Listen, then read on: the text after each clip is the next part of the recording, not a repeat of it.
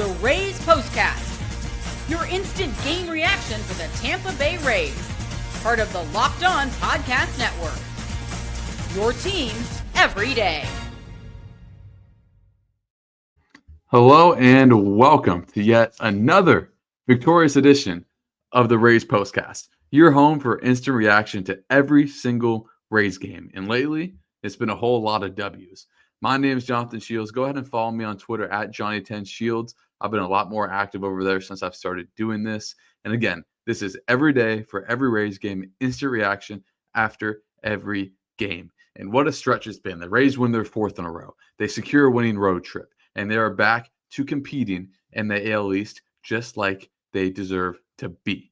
In this one, we're going to be talking about how key hits led to Rays ones. And in one instance in the ninth inning, a key walk led to the Rays one. Ryan Pepio, fantastic in this one. And what everyone's talking about is this last one. And it's what we're going to be talking about first. This is what you'll be talking about. We're going to be talking about the Rays pitching dominance the last three games. But before we get to that, if you're in the live, make sure you leave a like and comment. If you guys are watching the replay, once again, like, comment, and subscribe. And if you're watching the replay, join us live. It'll be earlier tomorrow because it's finally an afternoon game. We won't be here near midnight Eastern. But if you're in the comments, leave a comment, and we'll get to it at the end of the live stream like we do every time. Let me give you guys some stats for how good the Rays pitching has been the last three games. The Rays have given up one run in the last 23 innings pitched, and they went on a streak with 0 runs for 19 1/3. Utter dominance from your beloved Tampa Bay Rays. Today, it was Ryan Pepio. He was fantastic. And I even wrote down, I didn't think he had his best stuff today. And I used this analogy before. Shane McClanahan went on a podcast last year and he said, 2 starts a year, you're going to feel fantastic. 2 starts a year, you're not going to feel so good. And I think this one was in the middle for Ryan Pepio. And he said the rest are in the middle. I think this one was in the middle for Ryan Pepio. And he still managed to get big time outs when they needed most. And I think one of the most underrated things of this Rays winning streak right now is the key outs that the Rays get.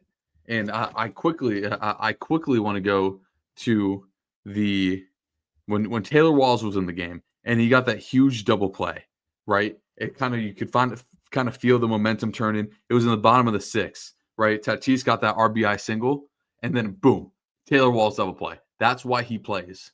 That's why he's in the game for defense. And he showed up and showed out right there. Just a big time double play, and it just kind of eased everything. And those are the key outs that I'm talking about. Those are the outs that the Rays get when things seem kind of shaky, right? But those are the outs the Rays get. Utter dominance from this pitching staff. And it's things that we'd love to see. Ryan Pepio, Shane Baz. Tomorrow's going to be Zach Littell. Hopefully he can bounce back. Taj Bradley, just dominance and filth from this pitching staff. And it's needed because Shane McClanahan was just moved to the 60-day IL. He's not coming back until June. And Cash even said, maybe we're a little bit too optimistic. It's not a setback for him. That's what he said. He made it very clear that it's not a setback for McClanahan, but it's more realistic for him to be back in mid-June. But right now, this rotation is moving right now. And by the way, you got a guy named Joe Boyle sitting in AAA that can come up and toss 6 innings scoreless whenever you need him to. He's not going to go 6 innings scoreless every time, but that's his ceiling. That's the kind of stuff that he's got. But let's talk about this Rays offense because it was it's like how it always been, the key hitting, right? The Rays on this win streak has gone back to their roots, pitching and defense. How big was that Meisner sliding into foul territory and catching that ball, right? That's just what the Rays do. That's the Rays way. Pitching and defense and in the big time home run. And no one needed this home run more than Brandon Lowe. Goes Oppo, which he has not done recently in recent memory, right? Especially to straight on opposite field. Most of the times he'll go to left center, right, for his opposite field home run. Everything else mostly pulled to right field. But him going Oppo and still getting it almost 102 off the bat, big time home run for Brandon Lowe. Hopefully that can get him going. Again, a few days ago, he was in a 3 for 30 slump. He's not in that now, but that was about 2 games ago when the Rays beat Arizona to start this winning streak. And now he's really starting to step it up a little bit. Before we get to the rest of the Rays runs, again, if you're joining live, leave a comment. We're going to get to all of them at the end of the live stream. If you're watching the replay, like, subscribe, and even comment, whether you're on Apple Podcasts, Spotify, wherever you may be listening. We're going to be here after every single Rays game. It's been a lot more enjoyable lately. I can tell you that much. And then who else but Christopher Morel? The Christopher Morel experience, I should say, has just been something else the last few games, because you got him just piecing up balls. Like the ball he hit today, right on the barrel. I mean, if he hits that just a little more to the left field, it's a home run, just smoked. And then you got someone blown 86 by him, like they were at the end of last night.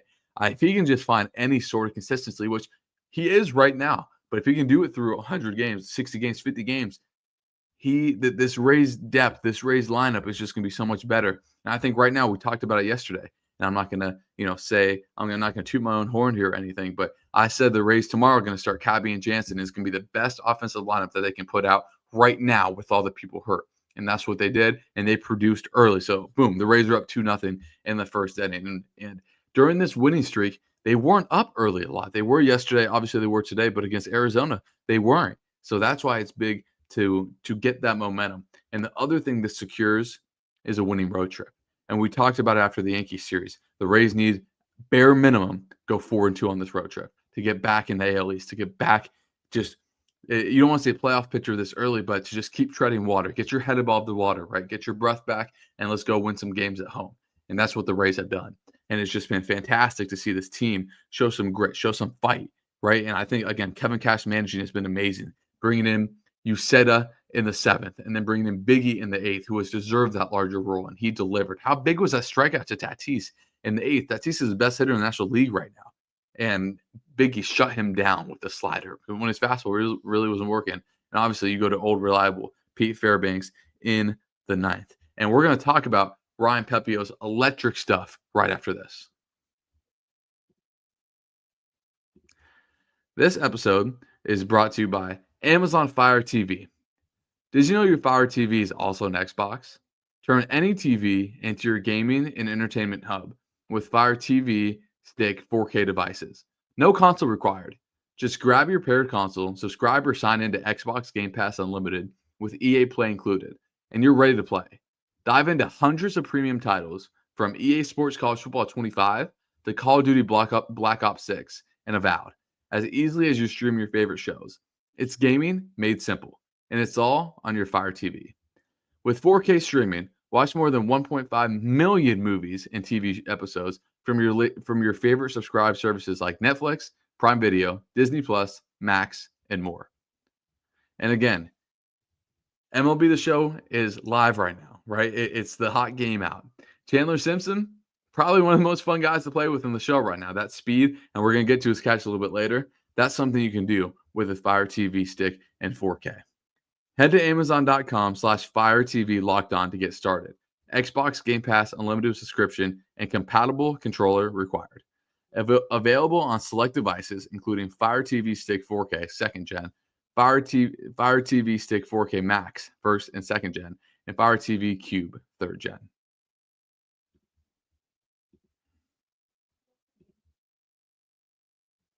Let's talk about Ryan Pepio, and he is also going to be our player of the game. This is the Locked On Player of the Game. Good old Ryan Pepio. Pep went 6 innings, 3 hits, only 3 strikeouts and 1 run. This is what I'm talking about, him not having his best stuff. Still is very good, but when I talk about those top 2 starts, this wasn't one of those top 2 starts, because when it is, that strikeout number is going to be 9, 10, 11. And for him against this lineup that has been very good lately, and to just put up those numbers and get the key outs, I can't say how impressed enough I am with Ryan Pepio. He's just been so good for this team. And again, we talked about it when he pitched during the Yankees series. Are we putting unfair expectations on him because he was the opening day starter? Well, outside of that Yankees game, you could argue maybe one more. He has fulfilled those expectations. That's how good that he's been. And he showed it again tonight. I mean, I can't emphasize enough. This lineup, guys, this lineup is deep. And I know Morel isn't playing their stud second-year guy that they signed the extension to. I get it. But how many guys in the MLB is better than Fernando Tatis? He's a top 10 player, right? And he came up in so many key spots. And yes, he had the 2 hits, but when it mattered most, the Rays got him out. We all know Alexander Bogaerts haunted the Rays when he was in Boston forever. He is the most RBIs against the Rays of any active player. And Ryan Pepio shut that lineup down. That's what he did. And that's the main reason why the Rays have won 4 games in a row. It's this pitching staff. It's their bats getting timely hits. The Rays have only scored 5 runs in their last 2 games, but they've only given up 1. And that's credit to the pitching staff. I think, before we get to the turning point, I think a huge key in this game was in the 9th inning when Jason Adam, obviously a stud, who was a great relief pitcher for the Rays, loaded the bases. Bases loaded 2 outs, and that's one of a few two-out hits. Also, Curtis Mead doing a job in the 5th inning. And I thought that was a really interesting tactic from Cash, pulling Meisner that early in the 5th inning, knowing you're going to move Cabby to right. And I saw a comment earlier, where Cabby can't play, I swear he could catch at this point. That's how talented and versatile he is. But Mead just doing a job, right? Doing just enough, getting it just deep enough after seeing a strikeout the time before, 1 out. You know you need to put the ball in play, as we've seen the horrors that the Rays have had with bases loaded, no outs earlier this year. And for me to just do a job there, I thought was huge. But 3-1 to Walls. Taylor Walls doesn't hit above 200. And Jason Adam throws him a slider lone inside. And Taylor, knowing that he can't hit squares to bunt, and he pulls back and he walks in a run to Taylor Walls. If I'm a Padres fan, that is unacceptable. I give Taylor Walls 2 fastballs right down the middle. And if he hits it, you shake his hand, you tip his hat to him, and he beats you because he put good wood on the ball. But Taylor Walls, credit to the Rays, credit to them making really good at-bats, which the Rays have continued to do this road trip, even though they haven't produced the big offensive numbers. They have just produced big-time at-bats. And that's another one from Taylor Walls and a mistake from Jason Adam. But let's get to the turning point of this game. Time to reveal where the game was won or lost. It's the turning point. Yeah, it's Chandler Simpson robbing Manny Machado. I've had conversations with my dad before that special shows up early. Chandler Simpson is special. You don't have to go looking for it. If someone is special, someone is so absurdly talented, you know he's going to make an impact. You don't got to wait for it. It's going to show up, maybe not day 1, but in that first week. Chandler Simpson is a different beast. He's that guy. Another 2 hits today. He's had a hit in every game that he's played in at the major league level.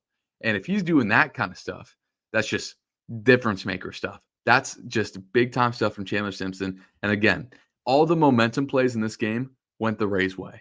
And you just love to see it from the young guy. And before we get to the comments, and if you're in the live right now, leave a comment. We're about to get to the comments, but make sure that you follow me on Twitter, posting some good stuff over there, posting some just cool stats over there as well. Before we get to the comments, we mentioned it yesterday for those that were in here yesterday. They got Michael King out early, right? 90, I think it was 93 pitches after 3. Cease out early, 4 1/3, 95 pitches, 3 earned runs. Huge. We talked about the Rays not being able to hit elite pitching. I know Cease's stuff is down, but just huge stuff to be able to get him out early and keep getting into that bullpen. And as we're going to start with Matt Blankenship, first comment from here. Are you worried about Danny Jansen's lack of productivity? Yes and no, because he's been really good the last 3 or 4 games. I thought he had a lot of really key hits in the Arizona series. And again, he carved down another walk tonight. If Danny Jansen can hit 230 with 15 home runs and play great defense, the Rays, promise me, will take that from their center field, from their catcher position, because of how awful it's been ever since the Mike Zunino All-Star year, frankly. So, yeah, am I worried? It's early, so it is hard to say that I'm worried, but it was definitely concerning until this last kind of road trip where he's gone back on track in here. I see another. I want to give a few people shout outs that maybe I won't get to their comments, but Pistachios, Frank Shields, Sean Bunner, and our guy Gary, who's always in here. So I see you guys' comments, great comments. But we're going to get to Michael Dean first. And this is something I wanted to highlight because Taylor Walls has been criticized heavily by Rays fans and myself included for his bat. But he's in the lineup because of his defense. And the walk of the ninth was huge. I've always admired might not be the right word. I have always respected Taylor Walls because he's been able to draw walks, right? His on-base percentage, despite hitting below 200, was always in the low 300s. And then say what you want, man. He plays a heck of a shortstop. He made a heck of a play tonight and a big-time play. So shout out Michael Dean. This was big because, again, the momentum plays I thought were so important at this game. I don't know what you guys thought, but every momentum play went the Rays' way. and just huge in those when you're trying to claw back, when you're going into a team who the Rays have beat the Padres twice. In the previous 13 home games, the Padres didn't lose 2 times. The Rays in the last 2 games gave the Padres double amount of home losses that they've had going into the series. And the Rays, man, I'm telling you, they just need this little bit of confidence. I think, right? Get their mojo back. They got hit in the face at home during this road trip. Get on the road. They got together, and now they're carving out big-time quality wins. Let's get to a few more comments in here. If you guys are in here, leave a comment.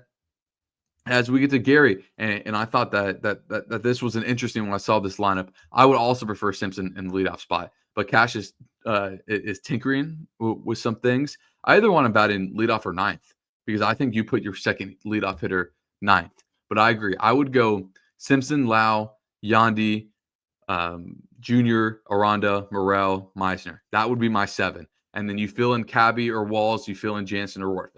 That's what I do right now with the restrictions they have in the lineup. As we have the most people that we've ever had in live right now. We got over 25 people. If you guys are new in here, like, subscribe, and keep joining us for every live. As we got new people in here, like Lauren Kendrick says, go Rays. As we go to Brady Durant says, thank you, Xavier Bogaerts. I wouldn't say thank you to Xavier Bogaerts yet. He has been a Rays killer in his time.